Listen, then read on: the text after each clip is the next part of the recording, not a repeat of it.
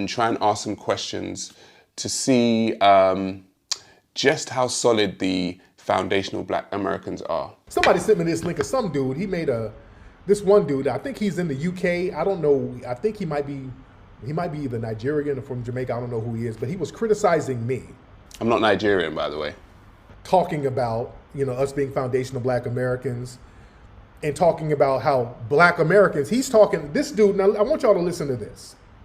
He's talking about how we, foundational Black Americans, we have an identity crisis. So I think this guy is Nigerian, by the way. No, I'm Jamaican. He's talking about how foundational Black Americans, we have an identity crisis. Now I want y'all to listen to this. Somebody sent me this. And listen to the projection and the lies that this type of dudes like this use. Listen to the projection and the lies. Hold on. And while I'm doing this, hit the Hidden History Museum link and contribute to the museum. In recent years, I've been watching the African American community, right? And the African American community seem to be going through an identity crisis. That's just my own personal view. So what I've watched is African Americans say that they're African American. Then I've heard them say that they're American. They're not African. I heard them say that they're Black, and then came in. They said they're not Black, they're Moors. Then they said they're not Moors. Then they said they are Aboriginal. Yep. Then they said they're not Aboriginal, that they are ADOS. And then they went from ADOS, which is American Descendants of Slaves, to FBA, which is Foundational Black Americans. So to me, right, watching that from over here, seems like there's an identity crisis with a lot of Black people in America. Right. It's not. Currently, the FBA, Foundational Black Americans, is being led by a guy called Tariq Nasheed. Okay, let's stop there. I'm not leading Foundational Black Americans. You can't lead a lineage. A foundational Black American is what you are. You're born a foundational Black American. All right, I'm going to stop it there. I'm going to continue. Right, so he says he's not leading the foundational Black Americans. However, most of the rhetoric from foundational Black Americans is coming from Tariq Nasheed, from as far as I can see. Now, foundational Black Americans may be a group of people. However, the main voice, Tariq, is yours. You know that, and most of the people that call themselves foundational Black Americans know that. You say it's a lineage. I want to kind of touch on that for a second. You say it's a lineage, and lineages are found in DNA. And as far as I know, you can't find foundational Black American anywhere in anyone's DNA. So I want to understand your thinking and your reasoning behind that for a sec. Let's continue on. I cannot lead a lineage. When I speak of foundational Black Americans, see, don't mix me with ADOS. ADOS is a bullshit LGBT organization that means anything. I don't know what that shit is. It's a whole bunch of bullshit. Foundational Black American, that's a lineage. That's it. Nothing more, nothing less. You can't lead a lineage. It's a lineage. You are a foundational Black American if you are a descendant of slaves. If you came from this lineage, if you are a non-immigrant, you are a foundational Black American. If you are part of the group who founded and built America, you are a foundational Black American. That's not an idea. That's not a theory. A group of Black people built America. That's a fact. There was a group of Black people who built America from scratch when there was no America. It wasn't immigrants. It wasn't Europeans who did it. It was foundational Black Americans, a very distinct group of people who were part of the Aboriginal Black people who were here and some of the Black people who were brought over later on. Hang on. Okay? Hang on. That combination. Hold up. So, okay, so you say that the foundational Black Americans built America, and they are from a distinct group of people who were originally here, and then some, you said, that were brought over from somewhere else. Well, that somewhere else would be Africa. And see, this sounds like an Aboriginal argument.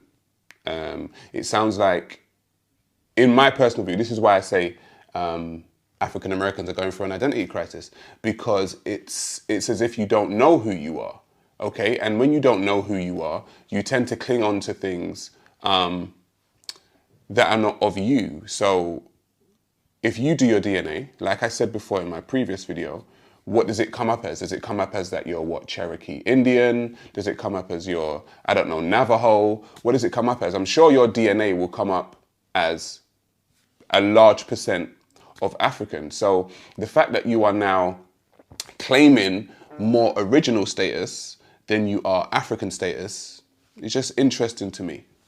Let's carry on. And the activities that we had to endure makes us foundational Black Americans. It's that simple. So it ain't led by anybody. It's a lineage. It's that simple. All right, I just wanted to clear that up. See how they try to remix shit for their own narrative? Hold on. Nasheed has done a documentary series, which has, become very popular, called Hidden Colors. I watched Hidden Colors. I like the documentary. I think there were some things that were missed in that documentary.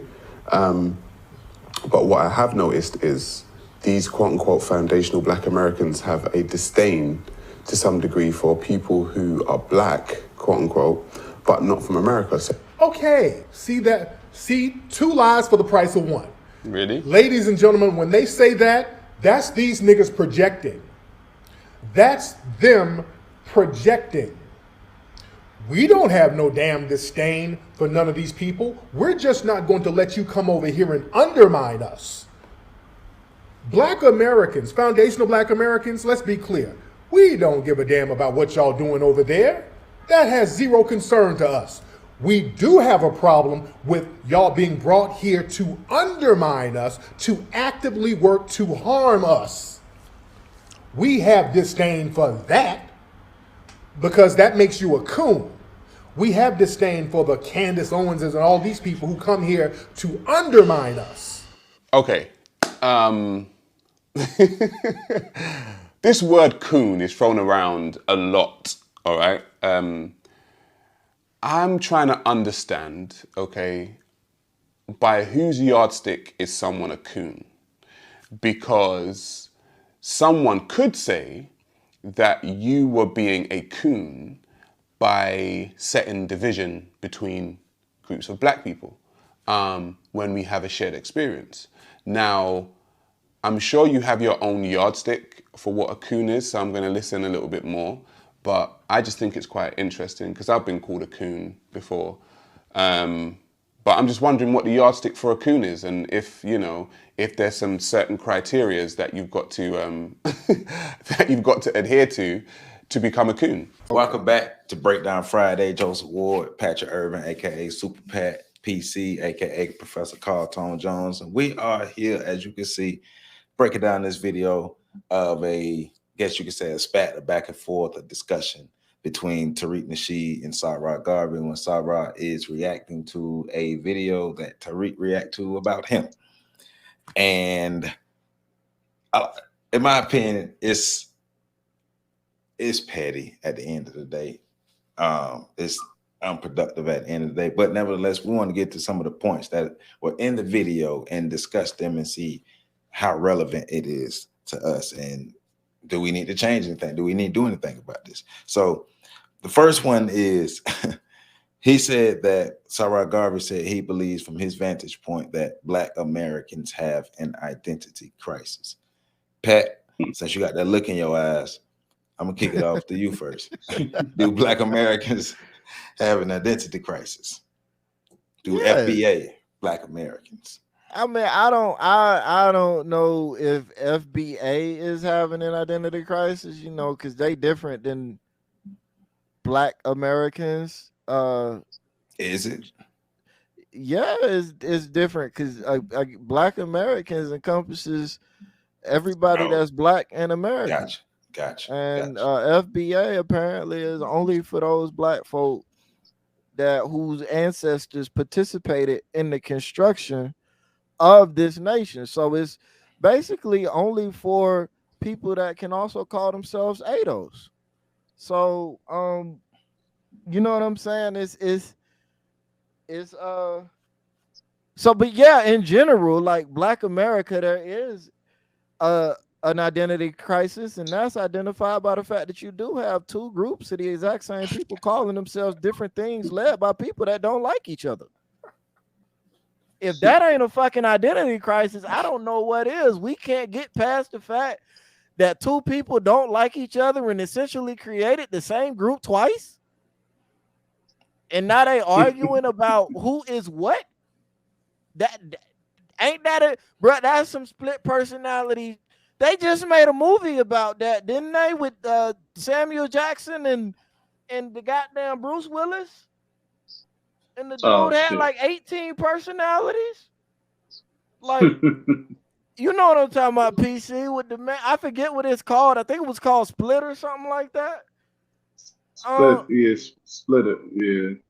Within the Black community, I mean, Tariq Garvey was right on that. You got ADOS, you got FBA, which are essentially, you know, at their core the same thing. Then you got Pan-Africanists and Black Nationalists, which underneath both those headings, you have several different other groups. You got your 5%ers, your 1%ers, your 2%ers, like the milk. I just found out about them motherfuckers a couple days ago. You got all kinds of crazy stuff happening. Nobody agrees on nothing. Hell, we can't even agree where we come from. These people say we indigenous. These people say we from the center of the earth. These people say we from the 11th planet that comes close by every 400 years. Wormwood. These people say we from Africa. Oh, wait. That Nibiru shit is real. Nibiru is real. Planet X is real. I mean, it might be, but it's debatable about whether or not we come from that motherfucker. Like, we got so many different origin stories. That's why we can't identify a superpower, because your origin story is a critical component of what superpower you have. So if you can't agree on your origin story, you really don't know what you're doing. So yeah, I mean, identity crisis. Yeah. Well, I know what I'm gonna say, but go ahead, PC, dude. What's your opinion on us having an identity crisis? Is Pat wrong? Is Tariq Garvey wrong? Or you agree with Tariq? What are you thinking? You on your own court? No, I mean, I think Pat said it all. I mean, Black people, our history is schizophrenic. But if you look at Black people in America specifically, it should be schizophrenic for all the shit we done been through. That's what I was going to say that Black people in America have an identity crisis is not necessarily something new. I think Black people are trying to identify who they are, and through these various journeys and things of that nature. And I also think there's agents of misinformation that add to this too. You know, some purposefully, some not purposefully, that add to this. And this is, I'm not talking about what's going on between Tariq and Yvette Carnell. But what I'm talking about more so is just that it's, and you know, when we think back to the COINTELPRO papers that were released in the 70s, it spoke to the fact that, you know, the greatest threat to America is a militarized or you know, radicalized, you know, Black community, and with Black leaders. So one of the things they were going to do was institute agents of confusion. It'd be, you know, it would be very foolish of us to think that that's not happening right now with all the advents of social media, and now we have AI that they could actually create a whole damn video about somebody talking that never took place. So Black people in America, we're still struggling, but I also think it's because we're still the most warred against people on the planet. So with that comes a certain type of traumatic response that spurs the need of discovery to truly find out who we are. What I don't get is why that's so hard for everybody to figure out and see and even understand. And I don't care for people who are not Black Americans to always sort of like give us some type of critique as though their countries of where they're from are not dealing with some type of cultural identity crisis as well. I mean, shit, if you talk about whether you're from Jamaica, whether you're from Nigeria, whether you're from all these other places, you don't even have your own currency. So what identity do you have and what identity are you dealing with? And if I sound like I feel a little bit attacked by that, it's because I do. You know, you shouldn't be throwing rocks over here when you start talking about you want to build a bridge or you want to build unity. It don't start with you tearing us down. It starts with you actually having a legitimate case for understanding. So I think that's straight bullshit. And I don't have anything personally against Tariq Garvey. I actually like a lot of his content. But to do that, man, I don't know what type of shit is he on. And why would he pick and choose this particular battle at this particular time after what he just got out of with his cultural identity crisis with pearly things? Great point. See, Joe, I didn't know we could unlock. I was trying to see. Man, what PC just did wasn't fair. Ain't nobody make you say nothing. Ain't nobody hold you back. No, I thought we were sticking to because it make me look crazy because I was just answering the question and PC just shot a whole clip at Tariq Garvey and I had the bullets with his name on it just sitting here like, all right, Joe, tell me when to shoot. Ain't nobody stop you from shooting, Patrick. We just talked about this. Don't be doing that. Whatever. Don't be doing that. Hey man, look. I agree with PC. Yeah. Hey, all I'm saying is, for me, like PC said, why wouldn't we have an identity crisis? What has happened in the history of America for Black people to actually have self-actualized? When did that happen? How did that happen? Why would that have happened? But also, I think one thing Tariq Garvey did, give us in the clip is that he's looking from the outside in. He's looking from his vantage point. And it seems as if he hasn't really studied or learned enough about Black American culture, FBA culture, whatever we want to call it, but FBA culture, I guess I say that. He hasn't learned a lot about FBA culture. I don't know how much time he spent in America. I don't know if he's ever been in America. And I don't know how much time that he's spent with Black people from America and actually had these conversations. Like you say, we all agree that, yeah, we got an identity crisis. Black people who believe all types of stuff that's from America. But once again, as PC said, it's like you thought that wasn't supposed to happen. I mean, like, how do you have the history that we have and then expect us to be sane?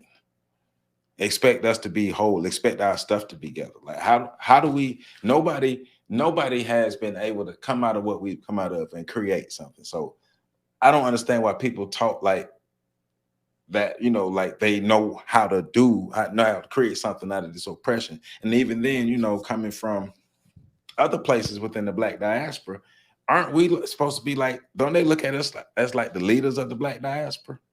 No, we do. That's a us thing. Oh. Well, to a degree, I mean, come on. None of like, you didn't have, until you saw revolts on this particular continent, uprising on this particular continent, it didn't happen anywhere else. Africa was colonized damn near without a fight.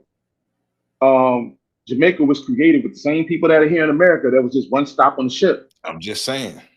I mean, British parliaments, and see, I don't really want to do this because then it makes it seem like I have a gripe with Jamaicans, and I don't. I don't have a gripe with people of the diaspora. I have a gripe with the people that's from the diaspora that always wants to make it seem as though Black people in America are crazy for no motherfucking reason. Like that's an issue I take up because at some point, take on your real enemy. Stop trying to nitpick over here because you're afraid to deal with the people that are still colonizing you. Stop, and I'm not talking to Jamaicans. I'm talking to one particular Jamaican that made that video. Why, to be smug and arrogant, like you're sitting in a place, an ivory tower, is ridiculous. When you make those particular claims, because now I gotta ask you, who the hell are you? Are you truly Jamaican? So see where we can go with this, and it's not productive for us to do this particular thing because once again, Black people tearing down Black people. I found something. Yeah, Well, it's because the real enemy ain't got no smoke for them. Well, but this also is exposing that we all have identity crisis.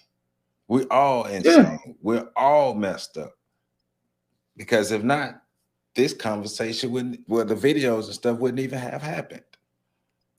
Well, so we all drunk the bullshit Kool-Aid. Yeah, we have. And I think we're like, I do agree with the narrative. Black people, for the most part, everywhere outside of their native lands are going through an identity crisis. If you're not from where your people matured and developed into human beings, or if you don't have a natural connection to that place, if you didn't voluntarily relocate, you're probably going through an identity crisis. So I agree with that. But I think in that identity crisis, we also have certain levels and certain things we need to deal with. One, a big part of solidifying an identity crisis is coming to terms with what happened to you and what you're going to do moving forward. And I think a big problem we have here is a failure to recognize who our enemies are. Not just from the standpoint of, because unlike PC, who's Pan-African, see, there's an identity crisis right here on this line. PC's Pan-African. I'm solidly Black nationalist. Now, PC understands that, you kind of need to be both. Right? So I'm not, and I understand that as well. So I'm not trying to, but for the sake of the conversation, PC's Pan-African and I'm Black nationalist. So we have a different view on who the enemy is. For him, the enemy is always the white man with white supremacy. For me, the enemy is anybody that comes after Black people in America. I don't give a damn what color you are. So in this particular instance, Tariq Garvey is proving himself to be an enemy that needs to be dealt with. Even if it's not him directly, it's the narrative that he's pushing that would get in the way of Black people self-identifying, self-regulating, and then being able to act as a member of a larger community that are taking both our own individual needs and the needs of our larger diasporic community in consideration when we do the things we do. Because you're saying now, in order for me to do business with you, I have to alienate my cultural identity in favor of my larger diasporic identity. And I'm telling you, if you try to force that on me, that's not going to work out too well for you. Well, did he contradict himself in that as identifying himself as Jamaican? If we're going to go with that thought process or that train of thought or that logic pattern, that because that's one of the things. Because Jamaican is African, but American ain't. I don't know. I'm just talking shit. Well, because my thing is, like, it's not like they gave themselves that, like, they didn't come up with that. Like, the settlers, the colonizers came up with that. But no, Joe, they used their Jamaican voodoo to cast a spell on the colonizers to get the colonizers to believe that they had, but really, it was Jamaica. Because that's my thing. Like, because one of the next questions I wrote down is, does being FBA mean we're not African or we don't identify with our Africanness? Because I never that hasn't crossed my mind now. I'm just talking about me. Are you FBA? I don't know. I'm Black. I'm a Black person in America that just down with Black people getting our stuff together. I've never put myself under no umbrella. Well, Tariq said it's a lineage. So maybe one thing I do agree with Tariq Garvey on, Tariq, you being real funky with your words, bro. Like, first off, you are the leader of that shit. Stop it. Stop it, bro. You're the leader of the FBA. Now, that don't mean you make all the decisions. But, Tariq, you're not stupid. Yeah, we're not even going to play that game. He's the most well-known person. We're not even going to play that game. Tariq know damn well he the leader of the FBA, and he know all the reasons why. We not gonna. I'm not even gonna treat that man like he not stupid, like he not very intelligent. That's a very intelligent man. He know he the leader of that shit. He being funny. Now, So but does being FBA mean that you're not African? that, and those are the questions, right? What does it mean to be? Because he's saying in the clip, he says FBA is just if you are a descendant of the people that the black people that built the country, you're FBA. Okay. So where does that stop? Like, are Native Americans FBA? Well, no, I don't think because they're technically they don't identify as being black. So you gotta So identify as being a black person that's a descendant of the people that built the country. to an extent, from what I understand, and I'm not even going to pretend to be the expert. Yeah, I don't know. Tariq would have to speak more so on that. From what I understand, FBA basically means that you're a direct descendant of those who were enslaved at some point in this country from Africa, African lineage. I believe I've heard Tariq say that we're part of the diaspora if we're going to be identified as FBA. So we are part of the African diaspora, but it's just it's like it's just a nationalism sort of being black in America that excludes any immigrant class that came to the country post its construction. Well, and see, that's what I thought it meant until he said in this clip is what confused me. I thought I had a pretty solid grasp on FBA, but when he said black people that were here originally, so now we get into, and maybe I'm making a bigger thing of this. This is honestly ignorance because every time I talk to somebody that's FBA, I get a little bit of a different thing. So is the FBA community saying that there is a portion of black Americans that are original to the American continent? Well, I think that I think that there is consideration for those who came before Columbus. So the fact that history speaks to the fact that there were Africans here in America prior to European colonization, and even Moorish history talks about that. Right. So I think it also lends to that part as well. So I'm not the expert on it. But to say Aboriginal means that like those people, You're the original people from that land, right? yeah, You're the first they're ones the there. original people from America. Like if we gonna say black people that traveled over here and decided to stay before Columbus, well, that's not an Aboriginal, right? Hey, bro, I just work here.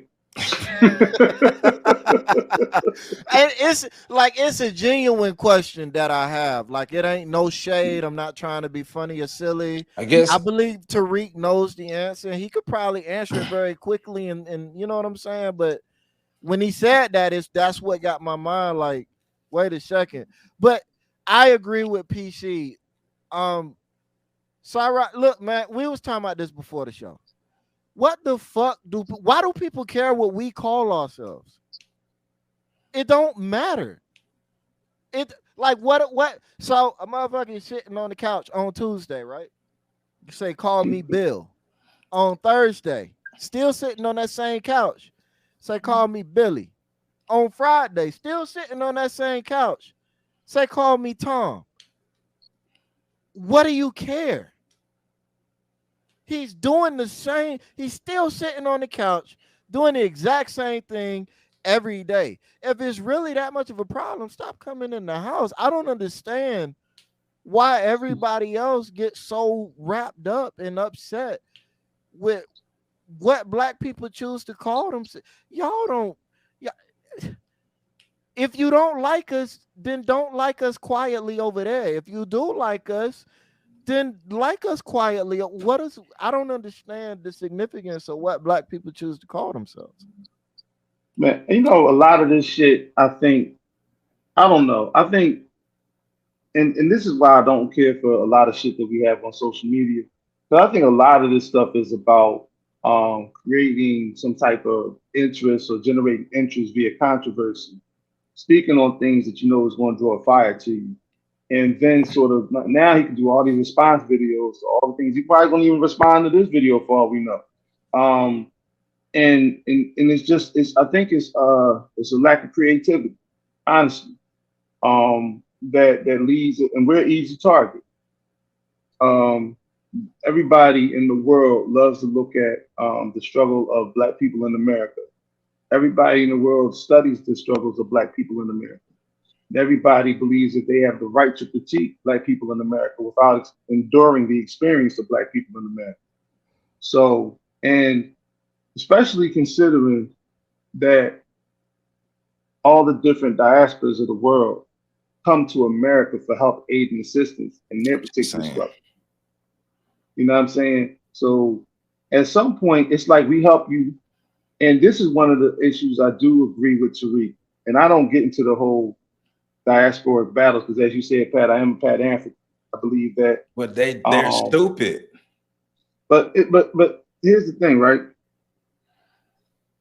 So many people come to America because of the fight of these the schizophrenic Negro black people in America.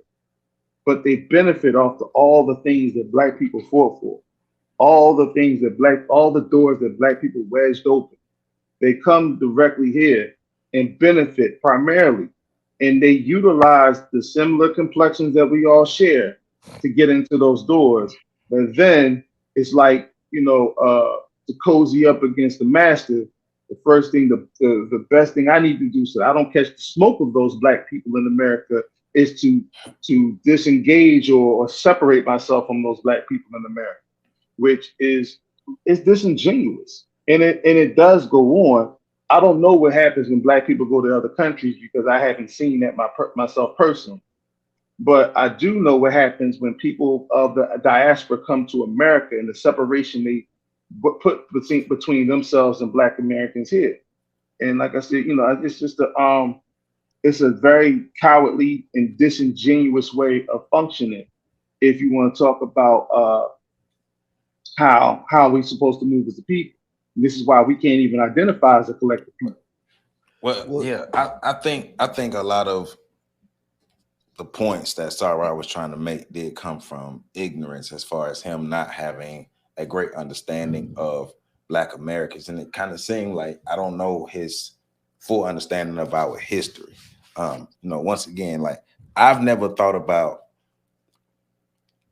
Black people in America as being cut off from our Africanness. Now we talked about this in the show on the show in the past about being able to acknowledge that we are Black people in America, but that doesn't mean that we don't have our African roots. That doesn't mean that we don't have our African connection, because that'd be the same thing as me saying if I say I'm Haitian, does that mean I'm cutting off my Africanness? If I say I'm Jamaican, if I say I'm any of these other things, if I'm Honduran, does that mean I'm cutting off my Africanness?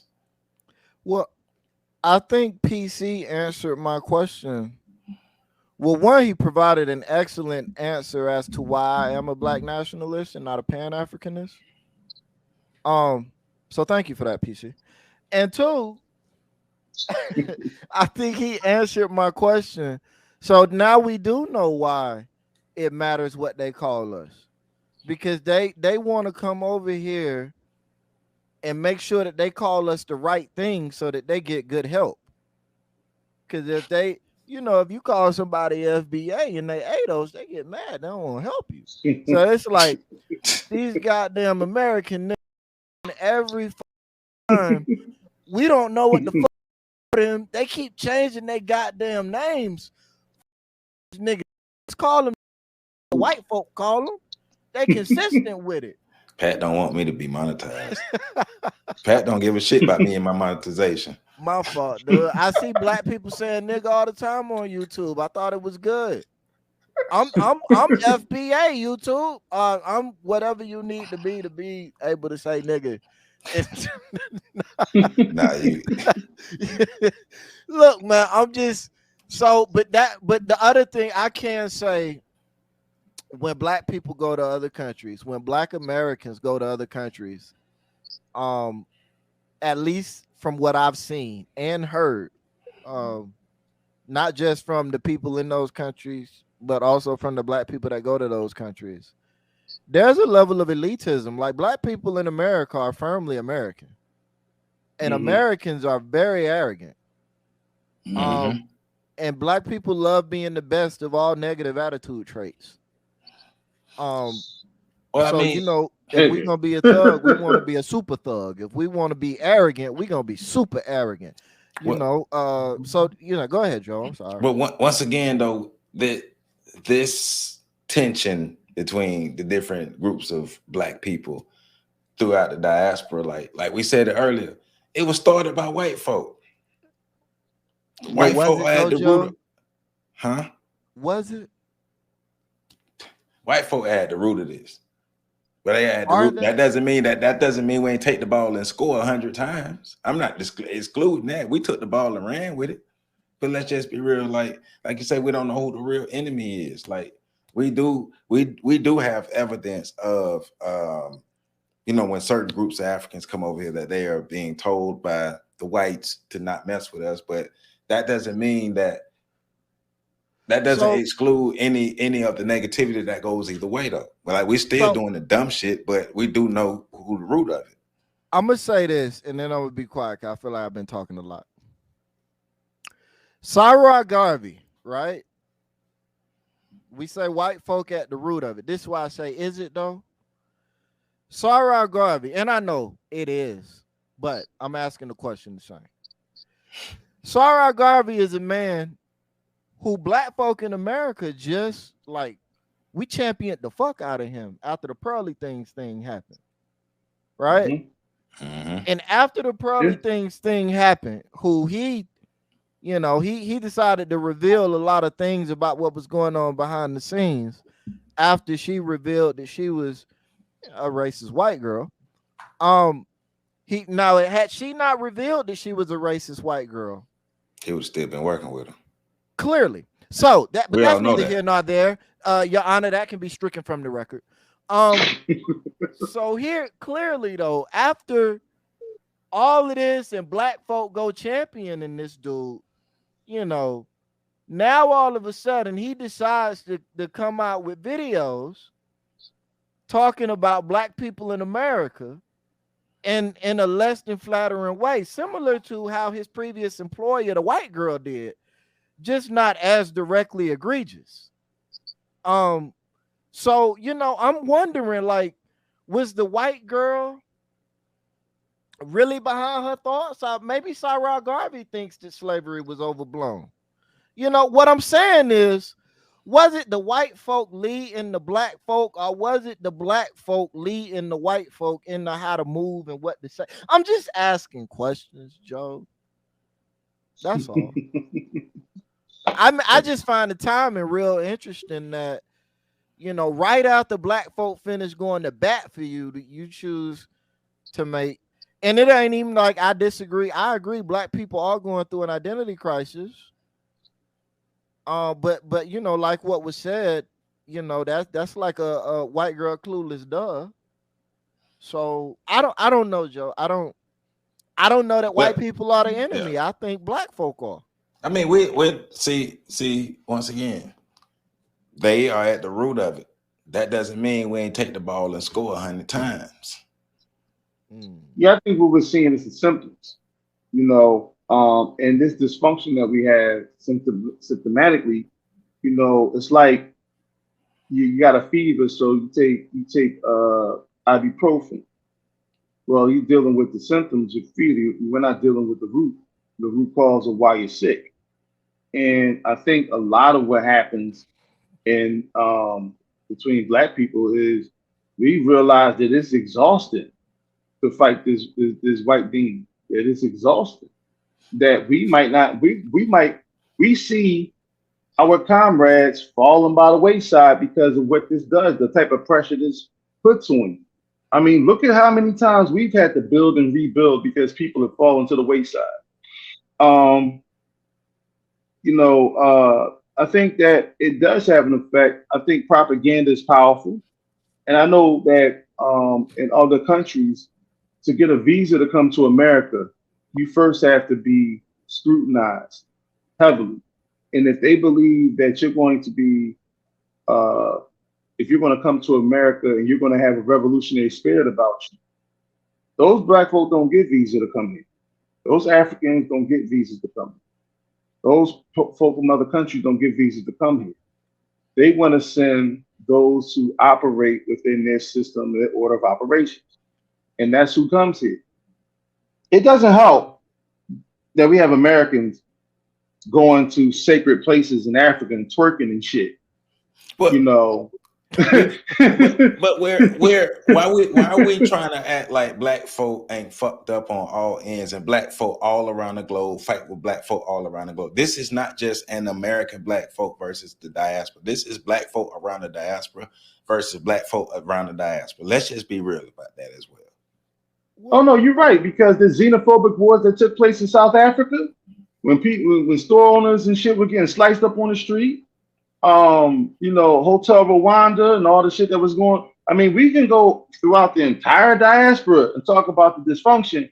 At the end, the spider at the middle of that web has always been, the white supremacists. The white. The white man. You know what I'm saying? Has always been the one stirring the pot, finding, shit, listen. That's like 4 shows if we want to get into that. We can talk about the economic hitmen that go around the world and sabotage whole economies for colonization and global expansion of European or Western empires. And they plant their puppets here and there. We can talk about the Liberian Civil War that was created and generated because of American interest in Northeast Africa. We can talk about all those different things. The bottom line is, at some point, black people need to understand that all this warring with each other continuously makes us all weak wherever we are. And it's not going to stop until we actually amass some power. I mean, shit. Evidence that just took place, what just happened with the case in Tulsa, where black people who were surviving victims of the Tulsa race massacre, were told they had their case for reparations dismissed.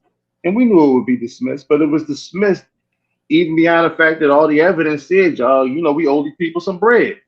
We owe these people some land. We're not even denying that the deed happened. So, but power is how you move those things. And when we consistently have a separation of power, that's how we struggle with this. A good example of power is during Cuba, when Cuba was forming, and Cuba was forming into a power. And America tried to democratize Cuba. Cuba said, no, we're not moving like that. Castro said, we're not moving like that.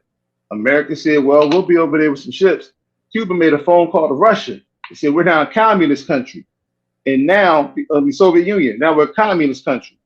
And because of that, even though Cuba suffered, they still maintained their independence. Mm-hmm. They had leverage because they amassed partnerships with power. We can't seem to do that with our African brothers and sisters, with our diasporic brothers and sisters. Cuba was an organized country, though. We are a scattered group of people in America who are doing our best to hang on to what we have left of our identity as black people in America, even as people of the African diaspora. So we can't do that because we ain't got our stuff together. Can we stop with the bullshit? What you mean? We ain't got no damn identity. Duh, that's what I'm saying. No, you saying what's left of our identity. I'm saying we don't have nothing to be there. There's nothing there. We It's black like folk. we trying to inhale in outer space, bro. We black. All we know is we black folk. That's what we know. We black Right. folk And in the only America. reason we know that is because we look at the wrong side of our hand. Well, damn it. Right. like let's be cute. Like that's an amazing story PC told about Cuba. I had actually forgotten about that. And the one to me, what I hear is a group of people that's willing to change their entire way of life in order to maintain independence and freedom. Right. That whole mindset, you're talking about black folk that won't even stop watching a sporting event for the illusion of cheaper popcorn. Hey. They like, what are we really doing here? What are we doing? I got a boo-boo. You had to tell us that. Yes, because that's about as relevant. Well, thank you. That's about as relevant as any of this shit. Oh, nah, but once again, that's why I want to do this and react to this and have a breakdown to this and talk about this, because it's another installment of we finding something else to fight about. But we finding, I agree with that. It's the nitpickiness of it, because the African diaspora, we need every component, right? And the idea or to try to create a narrative that y'all over there and y'all have all these different identities and stuff, but does that necessarily mean that we're not a part of the diaspora anymore? No, I mean, let's be real. We know because of our insanity, we know we got some Negroes who totally don't identify with the continent who are over here in America and throughout the Americas. But here, we can say that throughout the world. We can literally say that throughout the world. And so once again, it's the nitpicking. But going back to the question you asked earlier, like, so if we, what should we call ourselves? And if we do call ourselves these things, will it help us self-actualize? Yeah, and that's, I mean, I've been being silly, but that's what I go back to when I'm being serious. What does what we choose to call ourselves matter? In the it doesn't. Whether you want to be ADOS, FBA, Black American, Black Nationalist, Pan African, whatever you choose to call yourself, Moorish, what you're doing is what matters. Right. Because we can, like you said, we can have all of these different labels for ourselves, but if we're working in unison and actually self-actualizing as a group of people who are codified, because we're united under codes, the codes of conduct. That's what we're united under, not what we call ourselves. So if we're doing that, then we can have forward progress. We don't have to call ourselves any particular thing to have forward progress. We need to be codified. And there's room for all of those different groups, especially if all of them are focusing on something different, because there are plenty different facets of human activity. Dr. Neely Full identifies several of them. And pick an area. Right. All those different groups can be focused on different areas as long as we're working to, and I believe we are mostly working towards the same goal. Everybody wants a better position for the Black community. Some people are choosing to go the economic approach, the political approach. Some people are choosing to talk about marriage and relationships. You even got those people that are the Yvette Carnells that think that we need white folk versus the Tariq Nasheeds that think that we don't. Guess what? We need both of those groups doing what both of those groups do, because once we become self-actualized and become a self-contained power, we will need to establish relationships with other culture groups. That's what needs to happen for survival. That's where a group like Yvette Carnells that's been making inroads into other communities comes in handy, where it's like, look, we don't need you, but things in our life would be a lot easier if we could get these certain things. So this is what we're willing to offer. You wouldn't send a Umar Johnson or a Tariq Nasheed Umar's old. You wouldn't send somebody that's firmly pro-black, saying like with a black isolationist mindset to deal with outside groups. You would send Right. somebody that I mean, has a mind to work with them. well, that's how the world works, though. The world works in partnerships. The world works in different groups of people being able to have at least cordial relationships for so they can survive and do what they need to do in their own individual countries, their lands, or their kingdoms, or whatever. Like that's just how the world works. People have had to have partnerships. Countries and groups of people have had to have partnerships with other countries and groups of people. Right. And it's just the reality of it. But once again, like we have to once we self-actualize, we have to have a diaspora to be able to work with. And it seems like it's so many shattered components throughout the diaspora. I mean, like I said earlier, we focus on the fractured relationships between Black Americans and other groups, but why not look at the whole picture? Like African people, people of African descent, Black people, whatever you want to call yourselves, across this world, we're doing this. Across the world, we're all doing this, finding one way or another to fight about something and are fighting. And in some places, it's getting bloody. So, I mean, we got to get our mind right and get our stuff together and stop just finding little nitpicky things. Because even with this video with Sarah, I mean,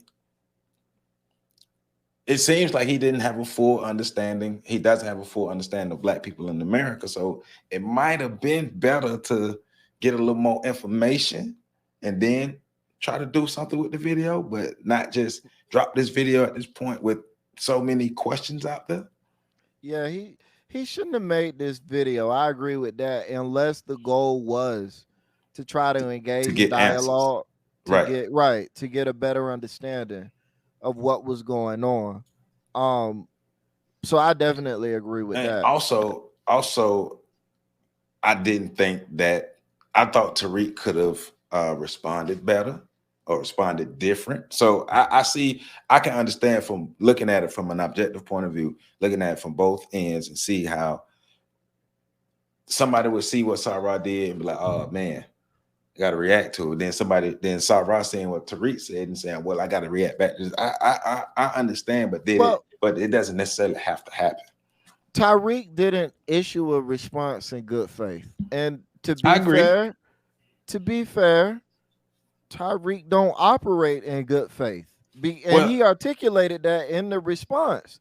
Our problem is with so many of you that come over here and take advantage of our situations and the work we've done to better yourselves without giving back. Somebody that has that view is not going to respond to a video like this in good faith. So I see it as Tariq doing like this. To me, was Tariq being in alignment with Tariq, if I'm being honest. But also that's why I go back to Sarah Garvey, because if you know what you're dealing with, then you was poking the bear. He didn't know what he was dealing with.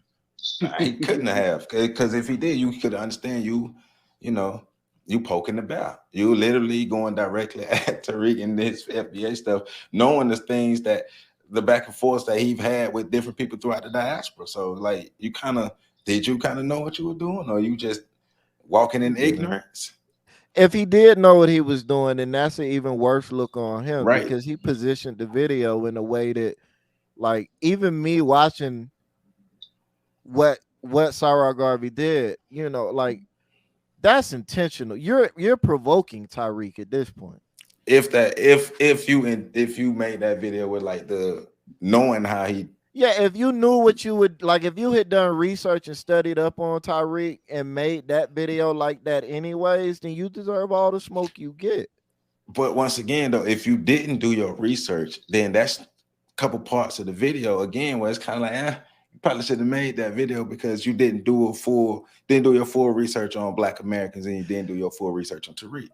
You know who I blame? And after this, I'm Pearl. Blame Pearl. No, I don't blame Pearl. That's O'Shea job. Okay. Yeah, because he blame her for everything. He trying to milk that. Anyways, I blame the elders, or lack thereof. The same elders that was supposed to stop them boys from paying Umar Johnson to come on their show and humiliate them was the same elders that was supposed to intercept Sarah Garvey and say, brother, this is not a good look for us as a people. Where are the, like everywhere I look, I'm seeing young black people or youngish black people make stupid mistakes because they have no guidance. There's no forethought. There's no strategy. There's like they just do it. They moving like hoes out here, bro. Like where are the elders at? Where Man, are you? We got a lot of olderlings and olders. Where do you know what I'm saying? And we've been saying that's that where we for a at. while. Well, that's where we at. I'm And really calling them out. but that's where we are. We do have a lot of elders, not a lot of elders. That's why we in the position we in. Who was supposed to teach us better? Everybody getting smoked today. No, but I mean, we have to be real. Like, why do we? There's something fundamentally wrong with us, and something that we wasn't taught by those who came before us. If like every month, once a month, or even more than how many times a month, black people find something new. Black people across the world find something new to argue about, to fight about, to bicker about. White folk know we ain't white folk, because and that's why I give the pushback when people say that we're the number one people who have white people have their sight on, because it's like I think we kind of on autopilot. Like they keeping an eye on us, but we kind of on autopilot because they already know that we're gonna fight each other. Well, I mean, we have generations, centuries of their programming in us all over the planet. So they have created within us protocols, safety protocols that kick in anytime that we would even be an inkling of a threat to them. The primary operation is to create order out of chaos. So as long as we're chaotic, they can maintain order. And because we see each other, we got our guns trained on each other, they never have to worry about anybody firing on them. You know what I'm saying? And so that's the predicament we're in right now. And a lot of it too is this shit is profitable. Let's not lose sight of the fact that most people engaged in this, and I'm not speaking to anybody in particular in terms of their initiative, their agendas and whatever, because I don't know Tariq, I don't know Sarah, I don't know, basically there's a lot of people we don't know in this particular that's utilizing social media today. But for a lot of other people, this shit is about generating ratings. This shit, people are watching their algorithms. People are trying to figure out how to monetize off of all this dysfunction. So, and what it speaks to is, does anybody really think we can win? And if not, then the purpose of doing this shit is I'm gonna make as much as I can and get out. And when I see the ship sinking, I'm gonna have my lifeboat. Fuck these niggas. I'm gonna go off and do my own thing. Yep. And so that's the question. Those are the things that we have to think about seriously. Because I'll be honest with you, man. When I start, when I've had this conversation with people recently, this shit is exhausting. And the most exhausting part of it is feeling like we can't take one step forward without having to take two steps backward. And that part, I mean, today we're talking about the thing going on between two relatively major names in social media and out in the world. But then just last week we're talking about last few weeks the stuff that's going on. Actually, last month, the gripes that's going on between black men and black women. It's like it's like if we can't have it our way, we'd rather see the ship sink. You know what I'm saying? We'd rather see this shit go down. It's like we are building or trying to build, and move forward. But we're in a ship where people are in the bottom of the ship drilling holes into the motherfucker. And that part is discouraging considering all the years we've all put into this. You know what I'm saying? And So, it's like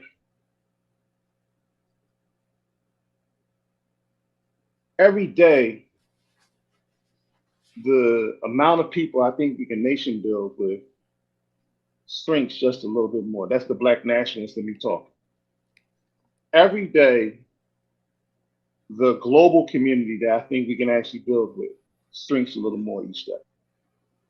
And it's a wonder because whether we acknowledge it, our enemies, they might not have to worry about us in terms of attacking them, but that doesn't mean that an enemy that plans centuries ahead of time for the empire they plan on establishing and maintaining isn't also planning for the day that we're so irrelevant that we could be swept under the carpet and stomped out like cockroaches. And so I think about those things, and I think about how, shit, I put together a film for Nation Building. You brothers were part of that film. You guys, more than just part of the film, y'all helped put the film together. That's why I always say it's our film. And it's like, does anybody really care? Or do we just want to be like wrestling in like pigs and slop? You know what I'm saying? Look, so I was looking at something, and it was saying that they expect the Asian population to pass the Hispanic population by 2055. Oh, absolutely. The Hispanic population has already passed the Black population. Absolutely. It seems like our percentages slowly dropping as well. So, hey man, we keep the bullshit up. We keep the bullshit up. You can keep up. Don't worry. You keep the Black Nationalist, the Black people in America wars. We can keep that up. We can keep the diaspora wars up. I mean, stop complaining about racism if we gonna keep fucking our own shit up. That's what I don't get. We keep doing dumb shit to ourselves and then get mad at other people. Like we doing this shit to ourselves. You know the irony about that, Joe, is this started off with us talking about the confusion of Black people in America, right? The cultural identity of Black people in America. And I think that not just Black people in America, but Black people all over the globe, there's not no real cultural identity. We are the niggas that the white man made us to be. Right. And the planet is a whole plantation, and we're just functional niggas on the plantation. Well, and my bad. Go ahead. My bad. No. We have access to the manor. We can walk freely amongst the manor, but we act in accordance to the niggas we were trained to be, and that's globally speaking. Bruh, like I don't understand because I know Black people in America and Black people in other places didn't get the same exact brand of slavery and oppression, and you call it colonization, whatever. But white people, they put a fucked up program in all Black people around the globe. We were all colonized, enslaved, all the whatever words you want to use. They fucked us all up. So I never looked at it as, okay, a Black person from the UK had it better than us, or a Black person from this, because I was just like, we were all oppressed by white people, and white people has colonized all of us. So I don't understand sometimes why people look at other groups as if they haven't been colonized, as if their minds are even like freer than ours. Like you said, we're all messed up. We have the history to show it. We all messed up. There's a global identity crisis. It's not just in America. It's across the globe. Joe, first off, I ain't never been a slave, so I don't know what you're talking about. Second off, if I was a slave, I'd have been like goddamn the Django out this hole. So that's second off. You would have been wearing ruffles. Right, bro. I'd have been shooting these. I'd have been say goodbye, Miss Susie. You know what I'm saying? Because that was a true story, right? That was a factual story. Or I would have been like motherfucking what's that big burly Black dude that played in the movie Rosewood? I'd have been like him. Oh yeah, Ving Rhames. Yeah, and I know I know they be talking about he wasn't no real character, but they wasn't there. I believe he was a real character. You'd have been the superhero. Bruh, I'm trying to tell you, like, you ever seen Smallville? You'd have been like Kanye West. You'd have been like Kanye West and just turned around and walked off the plantation. Absolutely. So that's the first thing, right? First thing is that, right? You need to stop assuming that all black people been slaves. My family ain't never been to jail. We ain't got no crackhead. Of course, I'm lying. We ain't got no crackhead senator, none of that. So that's one. Two, them white folk always getting them British people to play black folk. Goddamn Idris Elba get more black roles than goddamn hey man, people think Giselle, yeah. People think you serious. So, you know, that's the funny part, because it's crazy. Because I'm thinking about like Django. And when that movie started, he was in chains like everybody else. but his white savior freed him. You know, Vin Rames, you know, he had to figure out how to not be hung. So he might have been Superman because he got out of a noose twice. This motherfucker super horse. Right. So, but no, seriously though, I just think that we really don't care. And a lot of times I think that for those of us who do care, and the three of us talk a lot about these things off the air. We talk a lot about, and none of us we've all spent more money than we've made, like than we received. Yeah. I would say not made, but received, because we don't try to monetize none of this shit. Except for the YouTube channel. That's not. hey, ain't no broke revolutions going on over here. Ain't no broke revolutions. Hold up. We've tried that, it don't work. But you know, in the work that we've done to create content, not just content for social media, but I mean, we put together a whole curriculum for a school. We don't even talk about that shit. We put together an African centered curriculum for a whole school that's been using for the last 4 or 5 years. We don't talk about that shit. We've actually put out surveys in the community asking people what do they think they need. You know, what can be done in your community. Pat, you've personally done the congressional reports, you know, the past several years. We've done a lot of canvassing, a lot of face-to-faces. We've done a lot of network building. You know, we've actually been on the front lines of a lot of things that happen in the streets. And Joe, you canvass, you walk through the projects, you walk through all parts of Tallahassee. Same with you, Pat, you know, and down in North Carolina. And, you know, any hood on the East Coast I've been in, working. And some other places that, you know, we've been doing a lot of this work. And we see a lot of people who claim to be about it until this ship come in. And they said sail. We started off with this here. We started off with, you know, I ain't gonna talk about how many people we started off with, but you see, it's just us left.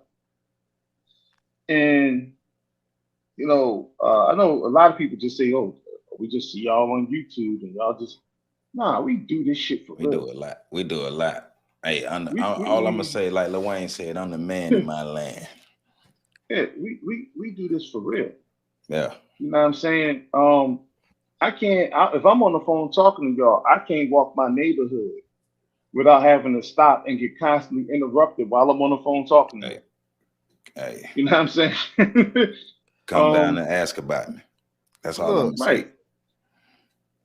If anybody has to critique that all we do is see y'all talking on YouTube, I would say, well, that's probably because all you do is be on YouTube watching people talk.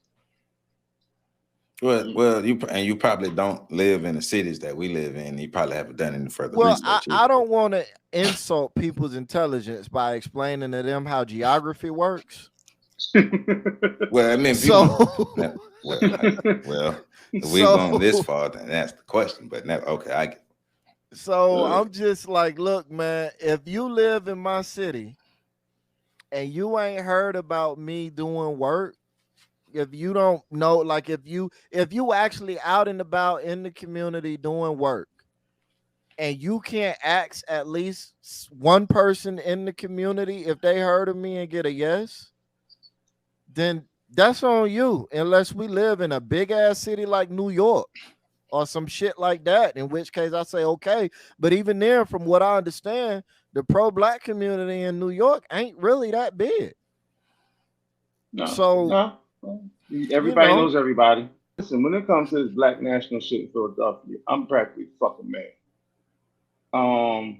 And my phone rings all the time about references for people who come to the city or people who are from the city and go somewhere else. Somebody's always calling me asking about those people.